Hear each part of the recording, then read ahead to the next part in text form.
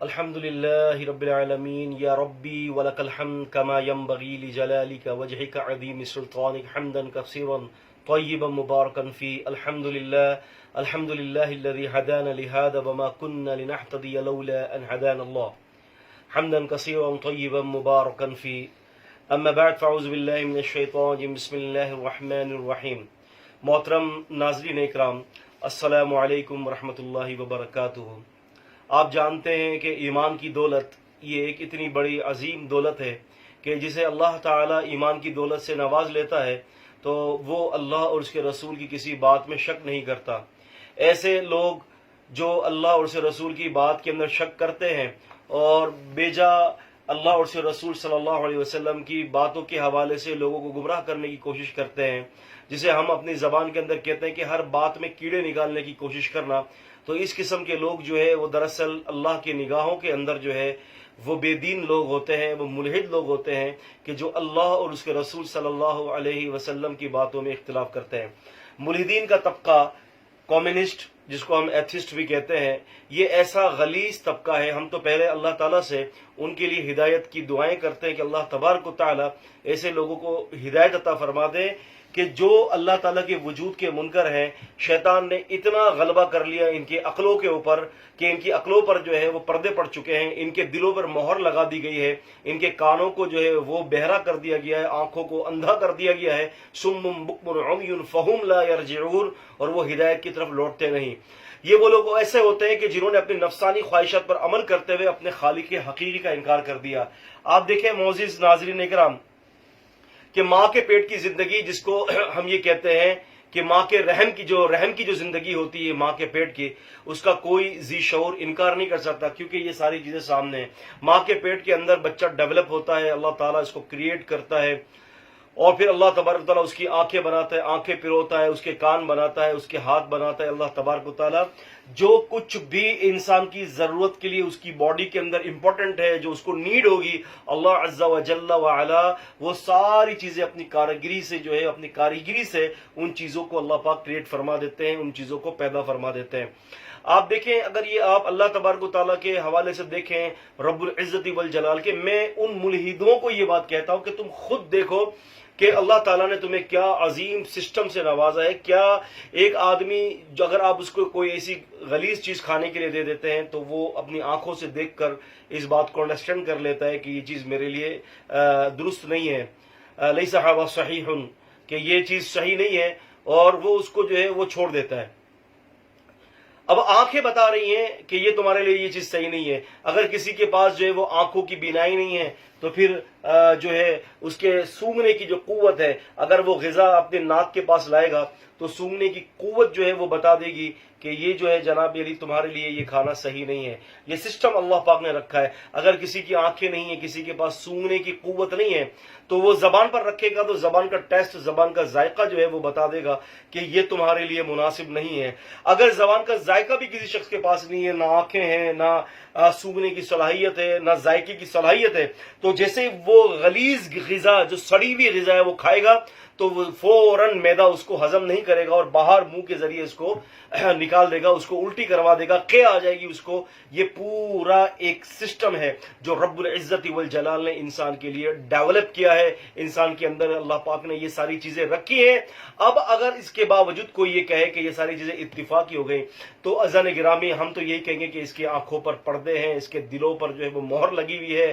اور یہ کیسے ہو سکتا ہے کہ خود بخود ایک چیز ہو جائے؟ آپ خود بتائیں کیسے ہو سکتا ہے کہ خود بخود ایک چیز ہو جائے؟ یہ لوگ کہتے ہیں کہ جی اللہ تعالیٰ کو کس نے پیدا کیا. یہ کوئی ضروری قاعدہ نہیں ہے، یہ کوئی ضروری قاعدہ نہیں ہے کہ ہر کسی کو کوئی نہ کوئی پیدا کرنے والا ہو. یہ کوئی ضروری قاعدہ نہیں ہے. قاعدہ یہ کہ ہر چیز جو ہے وہ مخلوق ہے اور اللہ تعالیٰ خالق ہے.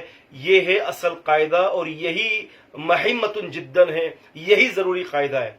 اس پر ہم انشاءاللہ کسی اور دن بات کریں گے. نبی کریم صلی اللہ علیہ وسلم کی خانگی زندگی کے حوالے سے کہ جو آپ صلی اللہ علیہ وسلم کی جو بیویاں تھیں، جس کو ہم ام المومنین کہتے ہیں، ہماری مائیں تھیں، نبی پاک صلی اللہ علیہ وسلم کی جو زوجائے مطہرہ جو ہے ازواج مطہرات رضی اللہ تعالی عنہن، وہ ساری امی عائشہ ہو گئی، امی خدیجہ ہو گئی، امی حفصہ ہو گئی، امی سودا ہو گئی، اور جو ہے وہ امی زینب ہو گئیں، زینب بنت جہش ہو گئیں، اسی طرح سے امی صفیہ ہو گئیں رضی اللہ تعالی عنہن. یہ ساری ہماری مائیں، اللہ کے رسول صلی اللہ علیہ وسلم نے ان سب سے جو نکاح کیا تھا، آپ صلی اللہ علیہ وسلم نے کسی جسمانی معاملات کے لیے نہیں کیا تھا، نہ ہی ایسا کوئی تھا کہ نبی کریم صلی اللہ علیہ وسلم کو بہت زیادہ عورتوں سے نکاح کرنے کا کوئی شوق تھا، نہیں، ایسا کچھ نہیں تھا.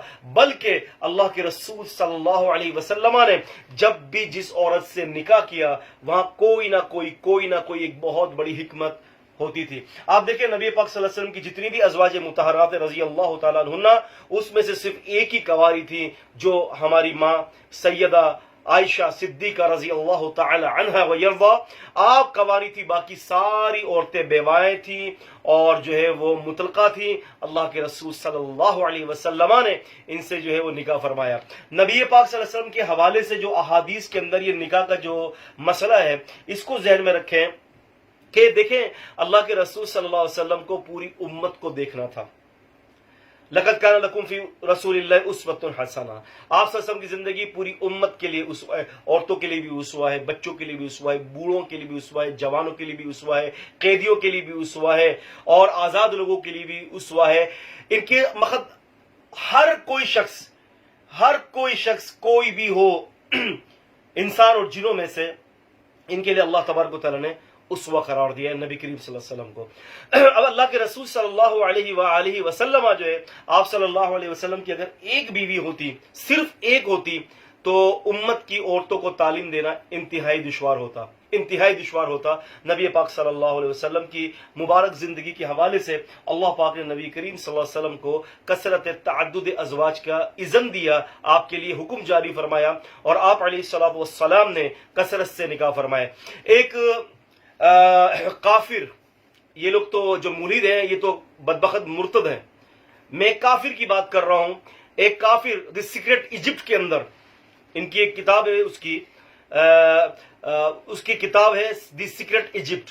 وہ ایک کافر، ایک مفکر، وہ اپنی کتاب کے اندر جو ہے وہ کہتا ہے، دی سیکرٹ ایجپٹ کے اندر کہتا ہے کہ میں حیران ہوں اس بات کے اوپر کہ اللہ کے رسول صلی اللہ علیہ وسلم کی اتنی زیادہ بیویاں تھیں، اس کے باوجود بھی آپ علیہ الصلوۃ والسلام نے ان تمام بیویوں کے جو رائٹس جو تھے، جو حقوق تھے، بہتر طریقے سے آپ صلی اللہ علیہ وسلم نے انجام دیے. ان کے سارے رائٹس کو بہتر طریقے سے ادا کیے، اور ساتھ ساتھ جو ہے وہ ملنے والوں سے، جلنے والوں سے، مہمانوں سے، غیر مسلموں سے، پڑوسیوں سے، بیواؤں سے، مساکین سے، فقراء سے، محتاجوں سے، اور وابن السبیل سے، مسافروں سے، ہر کسی کے ساتھ جو ہے وہ کہتا ہے کہ اللہ کے رسول نے بہتر طور سے آپ نے سب کے حقوق، جو فنڈامنٹل رائٹس جو تھے، آپ نے سب کو دیے. اور کہتا ہے کہ میں آپ کو خراج تحسین دیتا ہوں کہ اتنی مصروفیات کے باوجود بھی آپ نے سب کے بنیادی حقوق پورے طریقے سے نہیں بلکہ بہتر اور احسن انداز سے آپ نے سب کے حقوق کو ادا کیا، حالانکہ سب کے سب نبی علیہ السلام سے راضی تھے. اللہ کے رسول صلی اللہ علیہ وسلم کی اخلاق سے جو ہے، انک لعلی خلق عظیم، نون والقلم وما یسطرون، ما انت بنعمت ربک بمجنون، وان لک لاجرا غیر ممنون، وانک لعلی خلق عظیم. فرمایا ہم نے آپ کو بہت بڑے اجر سے نوازا اور آپ اخلاق کے بہت بڑے مرتبے پر. سبحان اللہ. اب یہ نبی علیہ الصلوۃ والسلام کی تعدد ازواج کے اوپر آؤٹ آف کانٹیکسٹ، پس منظر سے ہٹ کر، بدون سیاق و سباق، بغیر سیاق اور سباق کے نبی علیہ الصلوۃ والسلام کی ذات پر اعتراض کرتے ہیں.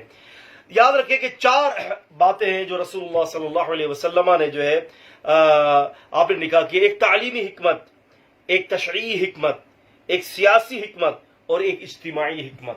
یہ 4 حکمتیں، تعلیمی حکمت، سیاسی حکمت، اجتماعی حکمت اور تشریعی حکمت، یہ چاروں کی چاروں حکمتیں تھیں جس حکمت پر رسول اللہ صلی اللہ علیہ وسلم نے جو ہے عورتوں سے نکاح کیے. اس میں بڑے فائدے تھے نبی پاک صلی اللہ علیہ وسلم کے دین کو، جو دین امت تک پہنچ رہا تھا.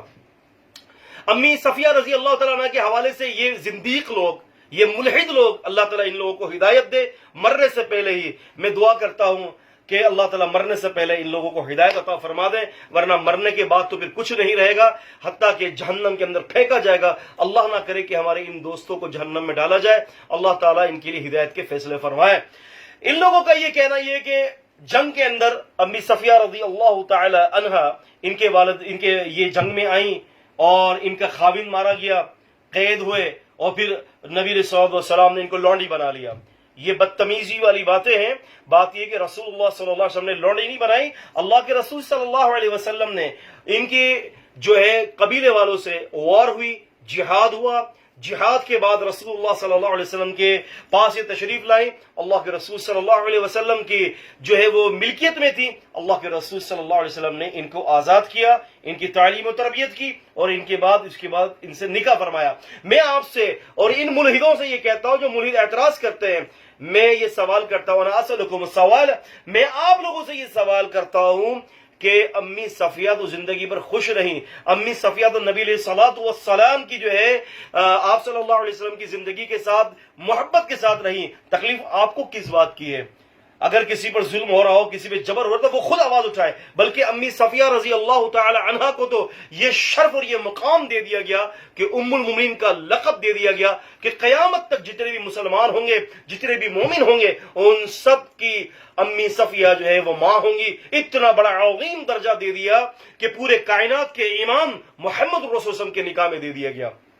اور پھر کیا ہوا؟ جب آپ نکاح میں آئیں تو پھر جو آپ سوچ رہے ہیں نا اپنی گندی سوچ سے، جو آپ کی محدود سوچ جو سوچ رہی ہے، آپ ایک مینڈک کے موافق ہو جو کنویں میں گر گئے ہو اور وہی ڈبکی لگا رہے ہو، وہی پوری زندگی بسر کر دو گے. امی صفیہ رضی اللہ تعالی عنہا کے دور کے آپ کے رشتہ دار، جب آپ کے قبیلے والوں نے دیکھا امی صفیہ جو ہے وہ نبی علیہ السلام نے ان سے نکاح کیا، تو نبی علیہ السلام کی جو حکمت تھی اس کے اندر سیاسی حکمت، امی صفیہ کے نکاح کے بعد رضی اللہ عنہا بہت سارے لوگ آپ کے قبیلے کے اندر، آپ کے خاندان کے اندر، آپ کے ملنے والے جلنے والے لوگوں میں بہت سارے لوگ مسلمان ہوئے. یہ نبی علیہ السلام کی سیاسی حکمت تھی. اگر آپ لوگ کہتے ہوئے بقول آپ لوگوں کے کہ جی جناب علی یہاں تو شادی کا شوق تھا، استغفر اللہ العظیم العیاذ باللہ، تو بات یہ کہ نکاح کا شوق رکھنا کوئی ایسی بات نہیں کہ جو آپ کو پریشانی ہو رہی ہے. بات یہ ہے کہ رسول اللہ صلی اللہ علیہ وسلم نے جو نکاح فرمائے وہ نکاح کس لیے کیے تھے؟ وہ نکاح تشریعی امور کے لیے تھے. کوئی تشریعی امور تھی، حکمتیں تھیں، تعلیم کا مسئلہ تھا اور سیاسی معاملات تھے. ان کے پیش نظر رسول اللہ صلی اللہ علیہ وسلم نے نکاح فرمائے اور سارے نکاح کے بعد تیزی سے دین پھیلنے لگا. یہ بات شاید آپ کو سمجھ میں نہ آئے لیکن انقریب انشاءاللہ سمجھ میں آ جائے گی. اس پر تفصیلی بات، اس پر تفصیلی چیزیں الحمدللہ میری ایک کتاب ہے تعدد ازواج رسول صلی اللہ علیہ وسلم پر شبہات اور ان کا ازالہ، یہ آپ دیکھ سکتے ہیں. یہ کتاب الحمدللہ اللہ تعالیٰ کی توفیق سے میں نے لکھی ہے، خالص نبی پاک صلی اللہ علیہ وسلم کی خانگی زندگی کے دفاع پر ہے. اگر کسی ساتھی کو، کسی دوست کو یہ کتاب پڑھنا مطلوب ہو، اس میں نبی علیہ السلام کی تمام ازواج کا ذکر کیا ہے میں نے اللہ تعالیٰ کی توفیق سے، سب کے بارے میں بتایا کہ نبی علیہ السلام کی ساری ازواج کے ساتھ جو نکاح آپ نے کیا تھا وہ کس کس طرح سے اور کس خوبی کے ساتھ تھا. تفصیلی بات کے لیے، ان مریدوں کو جواب دینے کے لیے فوراً ہمارے پروگرام کے بعد آپ جیسے پروگرام دیکھیں کمنٹس کے اندر آپ کمنٹس کریں، اپنا نمبر دیں اور آپ کے نمبر پر ہم رابطہ کریں گے، کانٹیکٹ کریں گے اور انشاءاللہ تعالی یہ کتاب آپ تک ارسال کروا دی جائے گی. یاد رکھیں ہمارے پاس اس وقت ابھی اس کے نسخے بہت کم ہیں. آپ یہ سمجھ لیں کہ ہمارے پاس مشکل سے اس وقت ابھی 40 سے 50 نسخے ہوں گے. اگر آپ لوگوں کو مطلوب ہے تو آپ فوراً جو ہے کمنٹس کے اندر اپنا فون نمبر اور یا اپنا واٹس ایپ نمبر اور اپنا نام کے ساتھ جو مینشن کریں. انشاءاللہ تعالی جو ہے ہمارے جو آفیشیلی پیج کی جو ایڈمن ہے وہ انشاءاللہ آپ سے رابطہ کریں گے. اللہ تعالیٰ مجھے اور آپ کو صحیح دین کی سمجھ عطا فرمائے اور ان ملحدوں کو اللہ تعالیٰ عقل سلیم عطا فرما دے. السلام علیکم ورحمۃ اللہ وبرکاتہ.